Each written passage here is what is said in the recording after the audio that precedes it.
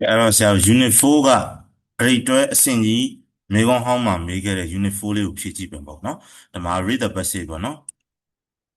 read the passage ဆိုပြီးဒီစာပိုက်လေးပေးထားတယ်ပေါ့နော်စာပိုက်လေးပေးထားတယ်ဆရာတို့ဖြည့်ရမှာဒါလေးပေါ့နော်စာပိုက်ကတော့ဆရာမဖတ်ပြတော့ဘူးနော်စာပိုက်နားလည်ခြင်းရှေ့မှာဖတ်ပေါ့နော်ကဲအဲ့ဆိုရင် read the passage နံပါတ် A write the correct word or word right ရေးပါ the correct မှန်ကန်တဲ့ word စကားလုံးတစ်လုံးဖြစ်ဖြစ် what စကားလုံးနှလုံးသုံးလုံးဖြစ်ဖြစ် what မှာ s ပါတော့စကားလုံးနှလုံးသုံးလုံးပေါ့နော်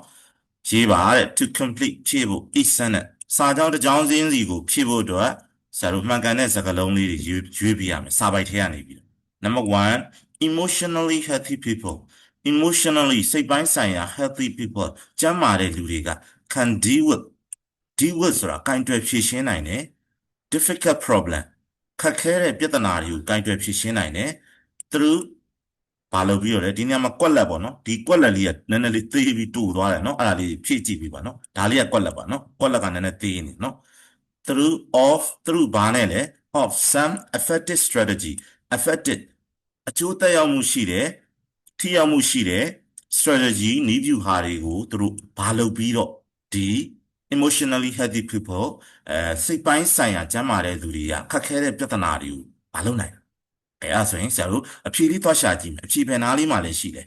နော်အဖြေဘယ်နားလေးမှာရှိတယ်ရှာမယ်နော်ကပထမအပိုက်မှာရှိတယ်ကွာဓမ္မပါဒီနားလေးမှာအဖြေရှိတယ်နော်ဓမ္မဒီကနေစပြောရမှာပေါ့နော် people with emotional wellness စိတ်ကျန်းမာတဲ့သူတွေက are aware of their own emotion သူတို့ရဲ့ own emotion ကိုယ်ပိုင်စိတ်ခံစားချက်တွေကို aware of ကသိတယ်တဲ့နော်ဒါတစ်ချက်ဒီနားမှာမလာသေးဘူးဒီနားမှာမှလာမှာအဲ့စိတ်ကျန်းမာတဲ့သူတွေကဘာဖြစ်လဲ can deal with ဖြေရှင်းနိုင်တဲ့ difficult problem ဒါမေးခွန်းမှာပါတဲ့စာသားတွေဒီနေရာရောက်လာပြီနော် can deal with difficult problem ခက်ခဲတဲ့ပြဿနာတွေကိုကင်တွယ်ဖြေရှင်းနိုင်တယ် by using အသုံးပြုပြီးတော့ some effective strategy เนาะအကျိုးသက်ရောက်မှုရှိတဲ့ strategy နည်းဗျူဟာတွေကိုသုံးပြီးတော့အဲ့တော့အဖြေကဒီနားလေးမှာရှိတယ်ဆရာအဝါနဲ့လိုက်ပြเนาะအဲ့နားမှာလိုက်ရှာဒီနားလေးမှာအဝါနဲ့ပြထားတဲ့နားမှာเนาะအနီတားထားတဲ့တဲမှာတော့အဖြေမဟုတ်ဒီရှေ့ကထားပါတော့เนาะဒါတွေတော့အဖြေထဲမှာမပါတော့ဘူးเนาะအဲ့တော့အဖြေကဒီအဝါတားထားတဲ့တဲမှာရှာကြည့်เนาะကဲအဲ့ဒါဆိုဆရာတို့စာပိုက်ကိုပြန်ကြည့်မယ် emotionally healthy people can deal with difficult problem through plan or effective strategy ဒီနေရာလေးကကွက်လက်နော် plan or some effective strategy အဲ့ဒီအကျိုးသက်ရောက်မှုရှိတဲ့ထိရောက်မှုရှိတဲ့ strategy နည်းဗျူဟာတွေကိုဘယ်လိုလုပ်ပြီးတော့လဲသူတို့ကနော်အဲ့ဒီနားမှာရှာကြည့်ဘာပဲကြံလဲဟောအလွယ်နည်းနဲ့ပြောရင် can deal with difficult problem by using some effective strategy ကဒီမှာလည်းဖတ်ကြည့်မယ် can deal with difficult problem through blend of some effective strategy ဘာလို့နေလဲဒီထဲမှာဘာလို့နေလဲဘာပဲကြံခဲ့တယ် using by using ဆိုတာပဲကြံခဲ့တာအဲ့ဒီ effective strategy တွေကိုသူတို့ကအသုံးချပြီးတော့ခက်ခဲတဲ့ပြဿနာတွေကိုဖြေရှင်းနိုင်တယ်လို့ပြောတာ using ပေါ့နော်အဖြေကဟုတ်လားဒါပေမဲ့ using ဆိုတာဆရာကအဖြေအကျမ်းရွေးတာအဖြေလုံးဝကွက်တိအမှန်တော့မဟုတ်သေးဘူးပေါ့နော်အဲ့တော့ဒီမှာ of off ဆိုတာလေးမပါဘူးလား of off ဆိုတာလေးပါရင်ဆရာတို့သူ့ရဲ့ရှေ့မှာ noun လိုက်တယ်ပေါ့နော်အဲ့တော့ဒီနေရာမှာ by using of လို့တော့မသုံးပေါ့နော်ဘယ်လိုသုံးလဲဆိုရင် the use of ကွက်လက်ရဲ့အဖြေလေးကပါလေ the use and the use of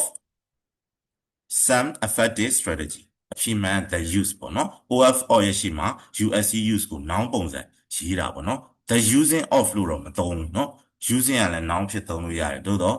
the using of လို့တော့အသုံးလုံးမရှိတဲ့အတွက်ကြောင့် the use of နော်ဟုတ်ပြီအဲ့ဆိုရင်နောက်တစ်ခု number 2ကြည့်မယ် in daily life နေ့စဉ်ဘဝမှာ we are blank ဒါကွက်လက်နော်ကွက်လက်လေးရနည်းနည်းသိနေ we are blank ငါတို့ဘာဖြစ်လဲ to experience ဆိုတာတွေ့ကြုံခံစားရတာ positive emotion အပြုသဘောဆောင်တဲ့စိတ်ခံစားချက်တွေတောင်းတဲ့စိတ်ခံစားချက်တွေကိုတွေ့ကြုံခံစားရတာဘာဖြစ်လဲ then ဆိုတာထက် negative one ဆိုတာ one ကဒီမှာ emotion ကိုပြန်အထူးပြုတာမကောင်းတဲ့အတွေ့အကြုံတွေ sorry မကောင်းတဲ့စိတ်ခံစားချက်တွေကိုတွေ့ကြုံခံစားရတာထက်ကောင်းတဲ့စိတ်ခံစားချက်တွေကိုတွေ့ကြုံခံစားရတာဘာဖြစ်လဲကဲဒါနဲ့ပတ်သက်တဲ့စာကြောင်းလိုက်ရှာမယ်နော်ဒီ positive emotion ခံစားရတာနဲ့ negative emotion ခံစားရတာကိုနှိုင်းယှဉ်ထားတာနော် then ဆိုတာနှိုင်းယှဉ်ထားတာကဲအဲ့ဒါနဲ့ပတ်သက်တဲ့စာကြောင်းလိုက်ရှာမယ် လိုက်ရှာနော်အော်ဒီမှာ in daily life we are more likely to experience negative emotion than positive one အဲ့တော့စာပိုက်ထဲမှာပေးထားတာပါလေ we are more likely ဆိုတာပို့ပြီးတော့တွေ့ရဖို့အလားအလာရှိတာပို့အလားအလာရှိတာပေါ့နော် to experience ကတွေ့ကြုံခံစားရတာအဲ့တော့ပို့ပြီးတွေ့ကြုံခံစားရဖို့အလားအလာရှိတယ် negative emotion တွေကိုပို့တွေ့ကြုံခံစားရမယ် than ဆိုတာထက် positive one ဆိုတာ positive emotion ထက်နေ့စဉ်ဘဝမှာဆရာတို့က negative emotion တွေနဲ့ပို့ပြီးတွေ့ကြုံရတာများတယ်လို့စာပိုက်ထဲမှာရေးထားတယ်ပြန်ပြောမယ်နော်စာပိုက်ထဲမှာဗာရေးထားလဲ negative emotion တွေကိုတွေ့ရတာပိုများတယ် positive emotion တွေကိုတွေ့ရတာနည်းတယ်ဟုတ်ပြီနော် more likely ဆိုပို့ပြီးတော့အလားအလာရှိတယ်ပို့ပြီးတွေ့ကြုံရတယ်အဲ့ဒါကိုပြောတာကဲတော့ဒီမှာကြည့်အခုကနံပါတ်2မှာဘယ်လိုရေးထားတာလဲ in daily life နေ့စဉ်ဘဝမှာ we are planned to experience positive emotion than negative emotion နေရာပြောင်းရေးထားတယ်သိချကြည့် positive emotion ကိုတွေ့ကြုံရတာကဘာဖြစ်မှာလဲနည်းမှာပေါ့ negative emotion ကိုတွေ့ကြုံရတာထက် positive emotion ကိုတွေ့ကြုံရတာနည်းမှာဟုတ်ပြီနော်ဒါ positive emotion နဲ့ negative emotion မှာ positive emotion ကိုထိတ်မှရေးပြီး negative ကိုနောက်မှထားလိုက်တယ်အပေါ်မှာကျတော့ဘယ်လိုရေးလဲ negative emotion ကိုထိတ်မှရေးပြီးတော့ than positive one ဆိုပြောင်းပြန်လှည့်ရေးထားတာအဲ့တော့စာပိုက်ထဲမှာမြန်မာလိုပဲရှင်းပြမယ်စာပိုက်ထဲမှာရေးထားတာက negative emotion တွေကိုတွေ့ကြုံရတာက positive emotion တွေကိုတွေ့ကြုံရတာထက်ပိုများတယ်ပိုများတာကို more likely ပိုပြီးလားလာရှိတယ်ပိုပြီးတွေ့ကြုံရနိုင်ခြေရှိတယ်အဲ့ဒါ more likely အခုကျတော့ပြောင်းပြန်ရေးမယ်ပြောင်းပြန်ရေးထားတယ်မိကုန်းမှာ positive emotion တွေကိုတွေ့ကြုံရတာက negative တွေ emotion တွေကိုတွေ့ကြုံရတာထက်ဘာဖြစ်လဲပိုနေတာပေါ့အဲ့တော့ more likely ကပိုပြီးများတာပေါ့နော်တွေ့ကြုံရဖို့ဒီမှာ experience တွေ့ကြုံတာတွေ့ကြုံမှုပိုများတယ်ဆိုရင် more likely ဒီမှာကျတော့ပိုနေတယ်ပေါ့နော် positive emotion တွေကိုတွေ့ကြုံရတာက negative emotion တွေကိုတွေ့ကြုံရတာထက်ပိုနေတယ်ဆိုရင် more ကိုဆရာတို့ less လို့ပြောင်းလိုက်ပေါ့ more ကများတာလေသူ့ရဲ့ဆန့်ကျင်ဘက်က less lessဘာရိုက်နေless less and less likely တွေ့ကြုံရတာနည်းတယ်ပေါ့နော် positive emotion တွေ့ကြုံရတာပိုနည်းတယ်နောက်တစ်ခု number 3 if distress စိတ်ဆင်းရဲခြင်းက less ကြာတယ်ပေါ့နော် for an extended ဆိုတာရှည်လျားတဲ့ period ကာလတစ်ခုလုံးအဲ့တော့စိတ်ဆင်းရဲမှုဟာရှည်လျားတဲ့ကာလတစ်ခုလုံးဖြစ်နေမယ်ဆိုရင် အဲ့ဒီစိတ်ဆင်းရဲမှု distress ကို in နဲ့ပြန်ညွှန်းတယ် can badly ဆိုးရွားစွာဘာဖြစ်နိုင်လဲဒီမှာကွက်လက်ဖောက်ထားတယ် our emotional well-being ငါတို့ရဲ့ emotional well-being ဆိုတာစိတ်ဒုက္ခပေါ့နော်ငါတို့ရဲ့စိတ်ဒုက္ခကိုဆိုးရွားစွာ badly ကဘာဖြစ်နိုင်တာလဲအဲ့တော့ဒါနဲ့ distress နဲ့ပတ်သက်တဲ့ဟာလေးလိုက်ရှာနော်လိုက်ရှာပါ distress ဆိုပေမဲ့ဒီနားမှာ distress တွေ့ရနော်ဒါနဲ့မဆိုင်သေးဘူးဒီမှာ if our distress ငါတို့ရဲ့စိတ်ဆင်းရဲခြင်းက less match လောင်းကအများကြီးကြာသွားခဲ့ရင်ဆွမ်းနာဟာနဲ့အဓိပ္ပာယ်အတူတူပဲ our emotional well-being ငါတို့ရဲ့စိတ်တဒုက္ခ emotional well-being စိတ်ဒုက္ခက is badly ဆိုးရွားစွာ affected အကျိုးသက်ရောက်မှုရှိစေတယ်ပေါ့ဆိုးရွားတဲ့အကျိုးသက်ရောက်မှုဖြစ်စေတယ်ပေါ့နော်စိတ်ဆင်းရဲမှုများလာရင် emotional well-being စိတ်ဒုက္ခကိုလာပြီးတော့ဆိုးရွားစွာအကျိုးသက်ရောက်စေတယ်ပေါ့နော်အဲ့တော့ is badly affected အဲ့လိုဖြေထားတယ်အဲ့တော့ဒီမှာကျတော့ဘာနဲ့မေးထားလဲဒီမှာဒါတွေကတော့သိပြီးသွားရင်နော် it can badly အဲ့တော့ခံရဲ့နောက်မှာကျတော့ဆရာတို့ကဘာနဲ့လိုက်မလဲ passive နဲ့ဖြေရင် can be battery active နဲ့ဖြေရင် can be one can be zero ပေါ့နော်အဲ့တော့ဆရာတို့က active နဲ့ဖြေရမယ် IT8 ကဘယ်သူကလဲပြုလုပ်သူဘယ်သူလဲအဲ့ဒီ distress ကိုပြန်ပြောတာအဲ့ဒီ distress စိတ်ဆင်းရဲခြင်းက can badly affect အကျိုးသက်ရောက်နိုင်တယ်ဆိုးရွားစွာအကျိုးသက်ရောက်နိုင်တယ် our emotional well-being ငါတို့ရဲ့စိတ်ခံစားချက်ကိုဒါဆိုရင်ဟုတ်ပြီ sorry emotional well-being ဆိုတော့ငါတို့ရဲ့စိတ်ဒုက္ခကိုပေါ့နော်ဒါဆိုရင်ဒီမှာကျတော့ဘာဖြစ်လို့ is affected amisa black battery သုံးထားတာလေအဲ့တော့ဒီမှာကြည့်တာ hori စာကြောင်းမှာ active passive တော့နားလည်မှရမယ်နော်ဒါကိုပြောတာ active passive လိုတယ်နော် active passive grammar လိုတယ် emotional well-being ကိုရှင်းမှရေးတယ်အဲ့ဒီကောင်က object အဲ့ဒီ emotional well-being စိတ်ဒုက္ခကိုဆိုးရွားစွာထိခိုက်တာဆိုတော့စိတ်ဒုက္ခ our emotional well-being ကပြုလုပ်ခြင်းခံရတဲ့ object ကိုထိတ်မှထားရေးတော့ဒါက passive ဖြစ်တဲ့အတွက်ကြောင့် amisa black battery is affected လို့ရေးထားတာဒီမှာကျတော့ ဟောဒီမှာကြတော့ ITS ဆိုတာ distress ကိုညွှန်းတာ emotional well-being ကကြတော့နောက်ရောက်သွားပြီတွေ့လား active passive ဆိုတာဒီလိုပါကွာ active ဆိုရင် subject verb object အဲ့လိုရေးတယ် passive ဆိုရင် object ကိုရှေ့ထုတ်ပြီးရေးတယ် object verb by subject ပေါ့နော် by subject အဲ့လိုလေးရေးတယ်ပေါ့ကဲအဲ့တော့ဒီမှာသူက emotional well-being ကဒီမှာ verb ရဲ့နောက်ကိုရောက်သွားပြီတွေ့လား can ဆိုပြီးဒီမှာ verb ထည့်ရမယ် verb ရဲ့နောက်ကိုရောက်သွားပြီဒီမှာကျတော့ emotional well-being ကverb ရဲ့ is badly affected verb ရဲ့ရှေ့မှာတွေ့လားအဲ့တော့နေရာချင်းမတူတော့เนาะအဲ့တော့ active passive ပုံစံပဲပေါ့သို့တော်လည်းဒီမှာ active passive ကိုဓာတ်ရိုက်တော့မဟုတ်ဘူးamisa black battery ဆိုတာကသူက emotional well-being ခံရတဲ့သူမို့လို့အဲ့လိုရေးထားတာဒီမှာကျတော့ distress ကပြုလုပ်သူအဲ့စိတ်ဆင်းရဲခြင်းကမှ emotional well-being ကိုဘာဖြစ်စေမှာလဲ effect အကျိုးသက်ရောက်စေမှာအဲ့တော့ active ပုံစံပဲရေးရမှာဆိုတော့ဆရာတို့က can plus verb 0ဒါမှမဟုတ်လဲ can plus verb 1နဲ့ရေးရဟုတ်ပြီနော်အဲ့တော့ active ပုံစံရေးရမှာ can plus verb 1ဆိုတော့ can badly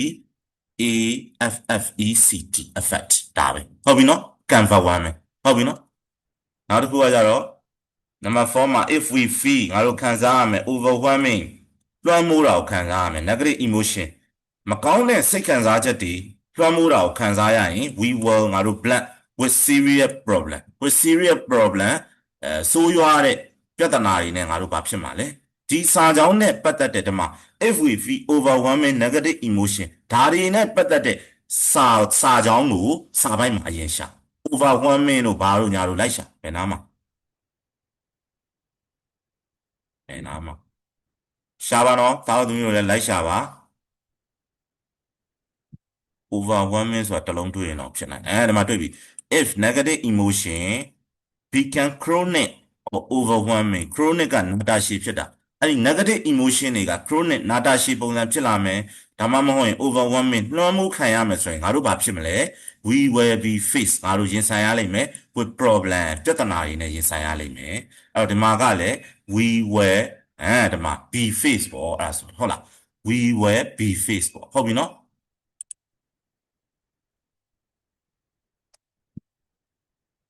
နော် FACED will be battery အဲ့ဒါ percent နဲ့ရေးထားတယ် number 5 in life ဘဝမှာ emotionally healthy people နော်စိတ်ခံစားချက်ကျန်းမာတဲ့သူတွေက experience တွေ့ကြုံခံစားရနိုင်တယ် not only ဒါရင်မက pleasant ဆိုတာတာယာတော့ကြည်နူးစရာကောင်းတော့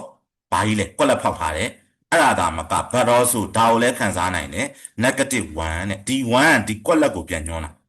ဒီ1ဆိုတာကွက်လက်ထဲကဟာကိုပြန်ညွှန်းတာအဲ့တော့စိတ်ပိုင်းဆိုင်ရာကျန်းမာတဲ့သူတွေကနော်ဘာဒါတာယာတဲ့ဒါသာမကဒါကိုလည်းခံစားရနိုင်တယ်တဲ့တာယာတဲ့ pleasant ကွက်လက်ဒါသာမက negative ကမကောင်းတဲ့ဒါကိုပါခံစားရနိုင်တယ်တဲ့ဒါလေးကတော့တကြောင်နဲ့အဖြေတိုက်ရိုက်တော့မရှိတော့ဘူးအဲ့တော့သူအားလုံးကိုခြုံပြီးပြောရမှာနော်အဲ့တော့အဖြေကဒီနားလေးမှာပေါ့နော်ဆရာမြင်တာတော့ emotionally healthy people can experience negative emotion a negative feeling ဆိုတာမကောင်းတဲ့ခံစားချက်တွေကိုလည်းသူတို့ခံစားရမှာပဲ emotionally healthy people နော်စိတ်ပိုင်းဆိုင်ရာကျန်းမာတဲ့သူတွေကမကောင်းတဲ့ဟာတွေလည်းခံစားရမယ်ဟုတ်ပြီနော်ဒီအပေါ်မှာလည်းတစ်ချက်ကြည့်လိုက်မယ် emotional well-being ကတဲ့ typically bring ယူဆောင်လာပေးတဲ့ pleasant feeling ကောင်းမွန်တဲ့ခံစားချက်ဒီမှာ pleasant ဆိုတာတွေ့လားဒီမှာ pleasant ပြီးရင်ကွက်လက်ဖောက်ထားတာတွေ့လားကောင်းမွန်တဲ့ခံစားချက်တွေကိုလည်းသူကခံစားရမယ်ပြီးရင်ဒါတွေကိုမပြောတော့ဘူးเนาะဒီအောက်ကဟာနဲ့ဆက်လိုက်ဒီမှာ emotionally healthy people က also experience negative feeling မကောင်းတဲ့ခံစားချက်တွေလည်းခံစားရမယ်ကဲအဲ့တော့ဒီမှာသူကဘာပြောတာလဲ not only pleasant feeling ပေါ့ကောင်းတဲ့ခံစားချက်တွေကိုဒါမက but also negative 1က feeling ကိုပြန်ညွှန်းမယ်ဟုတ်လားအဲ့တော့မကောင်းတဲ့ခံစားချက်တွေကိုလည်းခံစားရမှာပဲတဲ့ဆိုလို့ကျင်တာစိတ်ကြမ်းမာတဲ့သူကလည်းကောင်းတဲ့ခံစားချက်ကောမကောင်းတဲ့ခံစားချက်ကောခံစားရမှာ FEELING နော် feeling မှာ S ပါနော်ရပါနော် feeling မှာ S ပါတယ်လीနော် negative feeling မှာလည်း S ပါတယ်ဒီ feeling မှာလည်း S ပါတယ်ဟုတ်ပြီနော်ကဲဟုတ်ပြီအဲ့ဒါဆိုရင်ဒီမှာနံပါတ် B ကိုကြည့်မယ် answer each question ဒီမေးခွန်းတွေကိုဖြေပါ in one sentence စာကြောင်းတစ်ကြောင်းနဲ့ဖြေပေးပါတဲ့5 marks 5 mark ပေးထားတယ်နံပါတ် 6 what is emotional well-being နော်စိတ်ကျန်းမာခြင်းဆိုတာဘာလဲတဲ့ according to psychologists စိတ်ပညာရှင်တွေရဲ့အရာ emotional well-being စိတ်ဒုက္ခပေါ့နော်အဲ့လိုဘာသာပြန်လိုက်မယ်စိတ် ကျမ်းမာချမ်းသာတဲ့စိတ်ဒုက္ခဆိုတာဘာလဲတဲ့အဲ့ဒါလွယ်လွယ်လေးပါနော်အဲ့တော့ဒီမှာအဲ့ဒါကိုဖြေဖို့ဆရာဒီမှာဒါလေးတွေအကုန်ပြန်ဖြတ်လိုက်မယ်ရှင်းတော့ဆွမ်းနာဖြေထားတဲ့ဟာတွေအကုန်ပြန်ဖြတ်လိုက်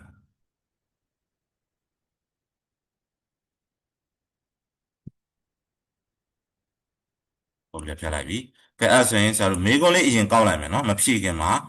emotional well-being is ကိုဒီလိုကောက်လိုက်မယ်ဟုတ်ပြီနော်ဖြစ်နိုင်ရင်တော့ according to psychologist ကိုစာကြောင်းရဲ့ရှေ့ဆုံးမှာတင်မယ်ဟုတ်ပြီနော်ဆရာဒါလေးတော့ဖြေပြလိုက်ပါမယ်တဝက်လောက်ဖြေပြလိုက်မယ် according according to according to psychology ကောမှာကုန်မယ်ပြီးတော့မှ sorry မှားရည်တာ emotional နော်အားလုံးကြီးနေတယ် according to psychologists emotional well-being well emotional well-being ဆိုတာဘာလဲ is emotional well-being is ဟုတ်ပြီနော်ဘာလဲ emotional well-being is မိကုန်းအဲ့လိုကောက်လိုက်ဟုတ်ပြီနော်ကောက်ပြီးတော့မှအဖြေသွားရှာမယ်အခုမှအဖြေရှာမှာ emotional well-being ဆိုတာဘာလဲဒီမှာရေးပြီးသား emotional well-being is defined as ရဲ့နောက်ကဟောဒီအဝါပြထားတာအဖြေပဲပေါ့ဟောဒီမှာအဝါလေးနဲ့ပြလိုက်မယ် the ability to recognize our emotion manage them and produce positive feeling or thought ဒီအဝါပြထားတဲ့အထိဖြေရမယ်အဲ့လိုမဖြေခြင်းမဲနဲ့ emotional well-being is defined as ဆိုပြီးတော့အဲ့လိုဖြေရင်လဲဒီအဝါတွေကိုဖြေချလိုက်လဲရပါတယ်เนาะဒါဆရာတို့ကမိကုန်းနဲ့အတိုင်းအတိအကျဖြေပေးတာ according to psychology emotional well-being is ဆိုပြီးတော့ is ပြီးရင်ဘာဖြေရမှာလဲဒီအဝါပြထားတဲ့ဟာလေးဖြေရမှာဟုတ်ပြီเนาะဒီမျက်တောင်အဖွင့်ပိတ်တော့မထည့်ပါနဲ့တော့မလိုတော့เนาะရမယ်เนาะဟုတ်ပြီ number 2ကိုကြည့်မယ် number 2ကnumber 2မဟုတ် number 7က what do we do ငါတို့ဘာလုပ်လဲ when something bad happen to us when something တစ်စုံတစ်ခု bad မကောင်းတဲ့အရာတစ်စုံတစ်ခု happen to us ငါတို့စီကိုဖြစ်ပွားလာဆိုလိုချင်တာမကောင်းတာတစ်စုံတစ်ခုငါတို့စီမှာဖြစ်ရင်ငါတို့ဘာလုပ်တယ်လဲဟုတ်ပြီနော်အဲ့ဒါနဲ့ပတ်သက်တဲ့မေးခွန်းလေးကိုဆရာတို့sorry ဖြေလေးကိုရှာလိုက်မယ်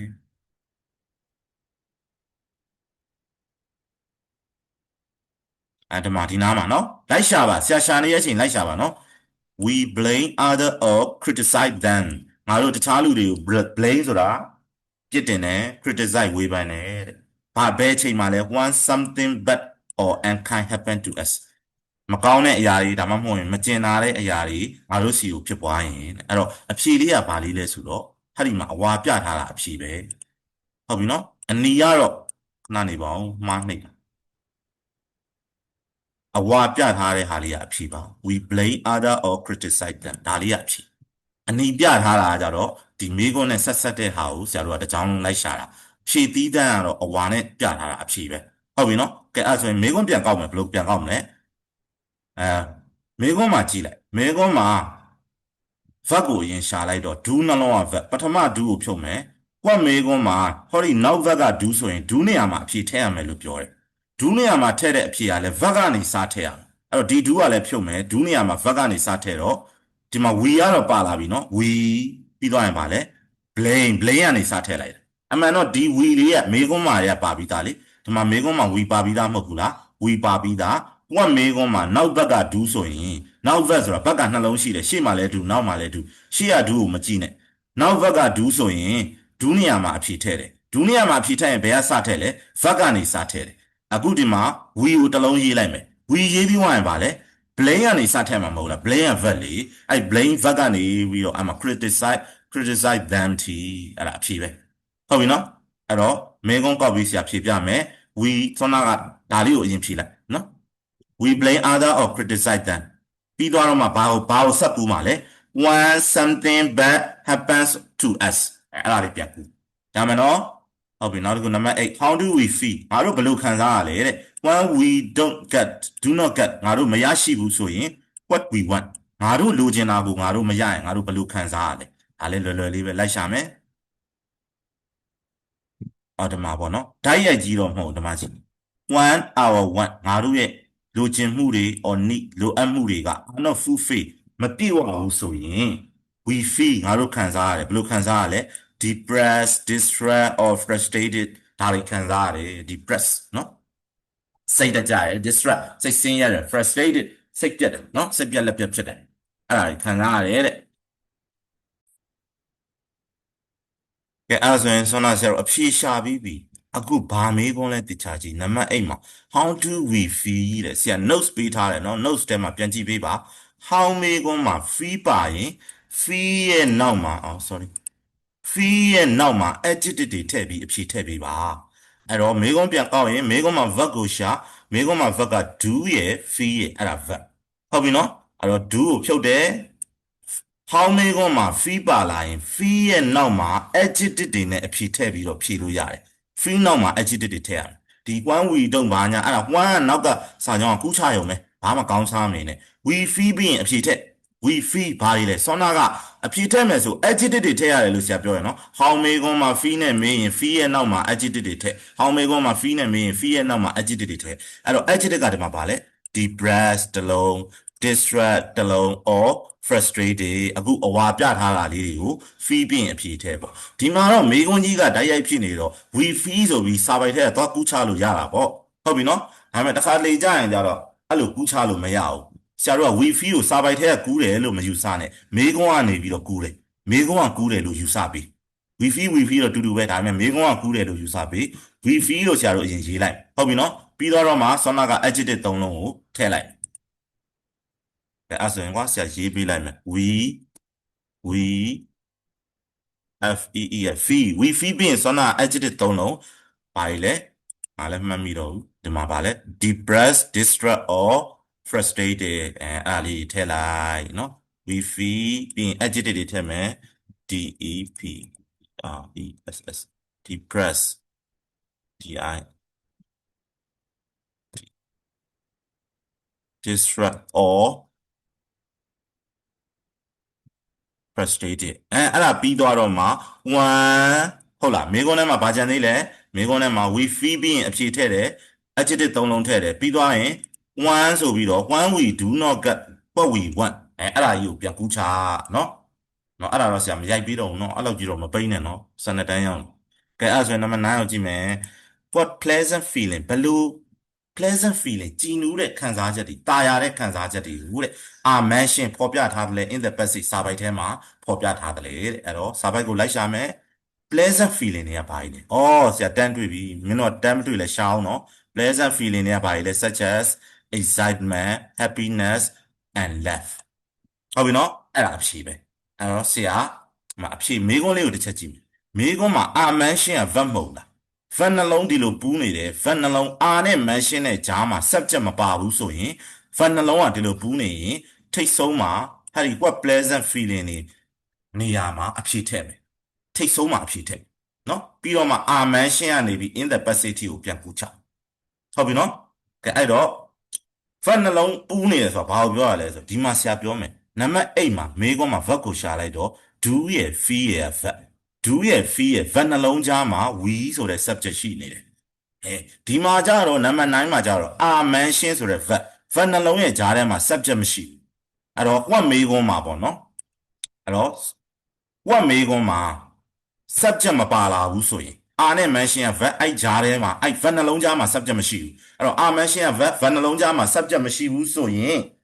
subject နေရာမှာအဖြေထက်အဲ့တော့ what မေးခွန်းမှာ subject မရှိရင် subject နေရာမှာအဖြေထက် subject နေရာဆိုတာထိတ်ဆုံးမှာအဖြေထည့်ခိုင်းတာဟုတ်ပြီနော် what pleasant feeling ဖြစ်လိုက်ထိတ်ဆုံးမှာဆွမ်းနာအဖြေကပါလေဒီမှာအဖြေက2မျိုးဖြေလို့ရတယ်ကွာ pleasant မှနေတယ်လေဒီမှာ pleasant feeling such as excitement happiness and love အဲ့ဒါလေးကိုထိတ်ဆုံးမှာဖြည့်ထည့်လိုက်ပြီးသွားတော့မှ are mentioned in the passage အဲ့ဒါကိုပြန်ကူဟုတ်ပြီနော်အဲ့လိုမဖြည့်ခြင်းဘူးဆိုရင်လေဒီမှာနောက်ထပ်တစ်မျိုးကဘယ်လိုဖြည့်လို့ရလဲဆိုတော့အဓိကခံစားချက်3ခုကိုပဲရေးလိုက်မယ်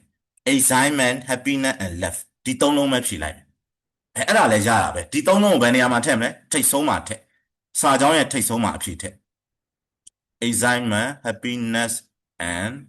love ဟုတ်ပြီနော်ဆရာထိတ်ဆုံးမှာအဖြေထည့်ပြ excitement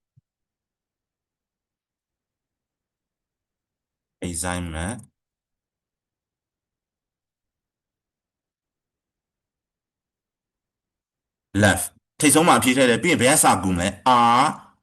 RMENTIONED are mentioned in the PASSAGE ဒါဆိုရင်ပြီးသွားပြီထိတ်ဆုံးမှာဖြည့်ထည့်တယ်ဟုတ်ပြီနော် assignment happiness and assignment မှာ S မပါဘူးလေနော် assignment မှာ S မပါဘူးကြာမယ်နော်ကဲဟုတ်ပြီနောက်တစ်ခု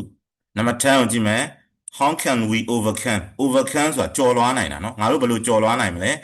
the negative effect မကောင်းတဲ့အကျိုးသက်ရောက်မှုတွေ of negative emotion မကောင်းတဲ့စိတ်ခံစားချက်တွေရဲ့မကောင်းတဲ့အကျိုးသက်ရောက်မှုတွေဘယ်လိုကျော်လွှားရမလဲ in our daily life ငါတို့ရဲ့နေ့စဉ်ဘဝမှာမကောင်းတဲ့စိတ်ခံစားချက်တွေရဲ့မကောင်းတဲ့အကျိုးသက်ရောက်မှုတွေဘယ်လိုကျော်လွှားနိုင်မလဲတဲ့ဒါလေးတစ်ပုဒ်ကတော့နည်းနည်းတော့ခက်တယ်လို့ပြောရမှာပေါ့နော်အဲ့တော့ဆရာတို့စာပိုက်ထဲမှာအဖြေလိုက်ရှာမယ်ပေါ့နော်စာပိုက်ထဲမှာအဖြေလိုက်ရှာတော့အဲ့တော့ဒီနားမှာလည်းတွေ့တယ်ပေါ့နော်ဒီနားမှာလည်းတွေ့တယ်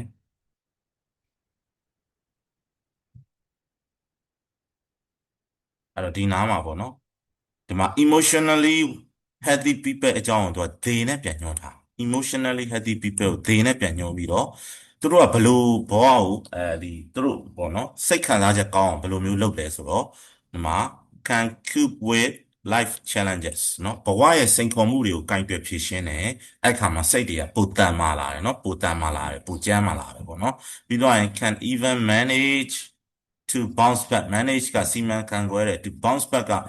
နလန်ပြန်ထတာပေါ့เนาะဒီမှာတော့ဘယ်လိုပြောမလဲဆို after having defeated ရှုံးနေတဲ့နေရာကနေပြန်ထလာအောင်လို့သူတို့စီမံခန့်ခွဲတယ်အဲ့ဒါတွေပေါ့เนาะပြီးရင် emotional well being စိတ်ကျန်းမာခြင်းပေါ့เนาะအဲ့သုံးချက်ပေါ့เนาะဒီမိကုန်းလေးကတော့နည်းနည်းလေးတော့အဲခက်တယ်လို့တော့ပြောလို့ရတာပေါ့เนาะအဲ့တော့10မှတ်မှာတာဝသမီးကိုဆွမ်းနာဖြည့်သွားတာ AC ပဲ9မှတ်ထိက AC ပဲเนาะရတယ်เนาะ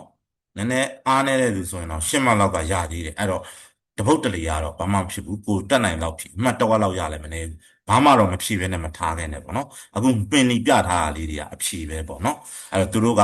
cope with life challenges ရ manage to bounce back after having defeated ရနောက်က emotional well being စိတ်ကိုကျန်းမာအောင်နေတယ်ပေါ့နော်အဲ့တော့အဲ့ဒါလေးကတော့နည်းနည်းတော့နော်အဲ့တော့မဟောင်းနဲ့မေးထားတော့ by blood by ing နဲ့ဆရာတို့ဖြည့်မယ်နော် by blood by ing နဲ့ဖြည့်အဲ့တော့မေးခွန်းပြန်ကောက်မေးခွန်းပြန်ကောက်ရင်ဆရာတို့မေးခွန်းမှာ verb ကိုရှာလိုက်မေးခွန်းမှာ verb ကဘာမှလဲဆရာပြမယ်နော်ခံရ overcome ရမေးခွန်းမှာ verb ကဘာမှလဲဆရာပြမယ်ခံရ overcome ရ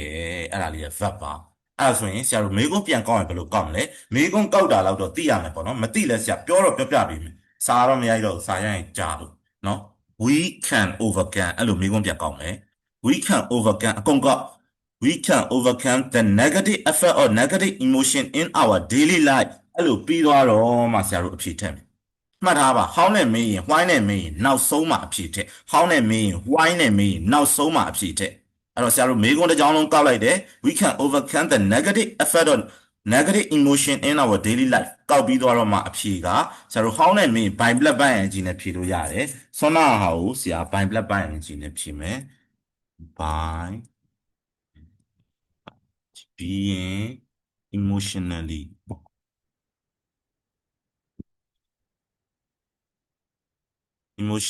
healthy တခုနောက်က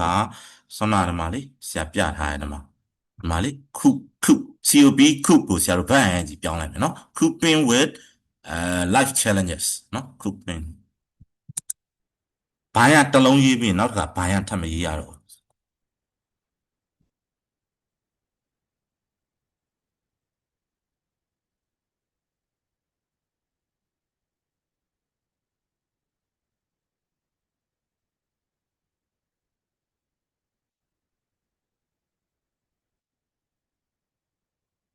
နောက်တစ်ခါဒီမှာ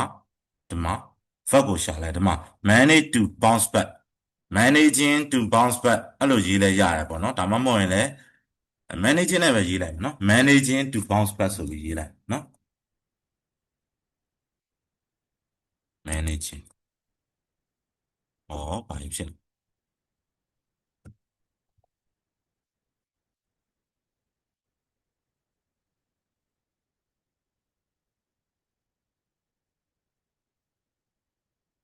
after ပြန်ကြည့်လိုက်အောင်မယ်နော် managing to bounce back after having been defeated after